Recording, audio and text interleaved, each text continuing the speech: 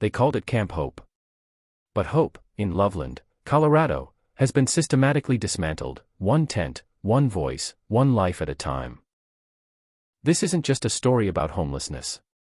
It's a story about what happens when bureaucracy replaces compassion, when procedure becomes a weapon, and when elected officials forget who they serve. Camp Hope emerged because the city failed to provide shelter after closing the only overnight facility. No vote. No plan. Just closure. And when people had nowhere else to go, they gathered, peacefully, visibly, outside the municipal building. Not to protest. To survive. But survival made some people uncomfortable.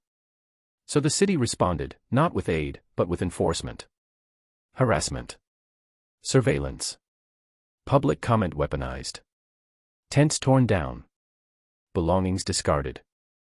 And all of it justified with vague even after having to move all of their belongings to the Loveland Resource Center. They've been forced repeatedly to have to pack it all up for flimsy excuses like the fire code and neighbor complaints. Let's be clear, these weren't safety measures. They were aesthetic ones. Designed to erase the visibility of poverty, not the poverty itself. The Loveland Resource Center was given a temporary permit.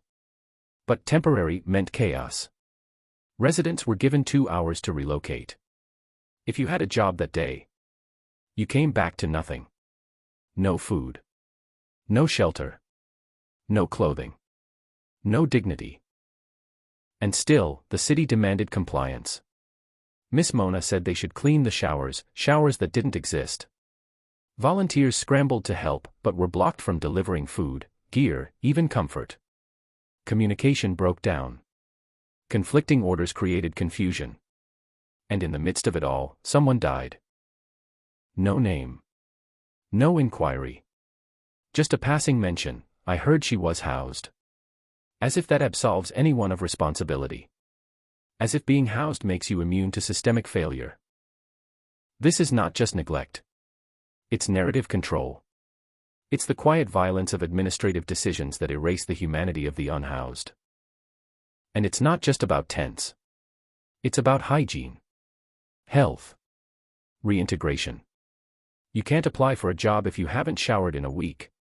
You can't attend a hearing if your belongings were confiscated. You can't rebuild your life if the system keeps tearing it down. The city says it's building the program as we go. But that's not a plan.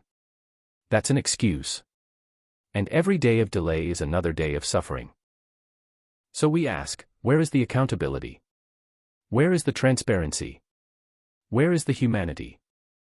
We demand answers. Documentation. Oversight. We demand that the death of a neighbor be treated with the dignity it deserves. We demand that showers, storage, and safety be treated as rights, not luxuries. Because Camp Hope was never just a place. It was a symbol. Of resilience. Of community. Of the refusal to be erased. And if Loveland wants to live up to its name, it must start by loving its most vulnerable. Not with words. With action. This is not over. We are watching. We are organizing. We are speaking. And we will not be silenced. Camp Hope continues, in every voice that refuses to be ignored.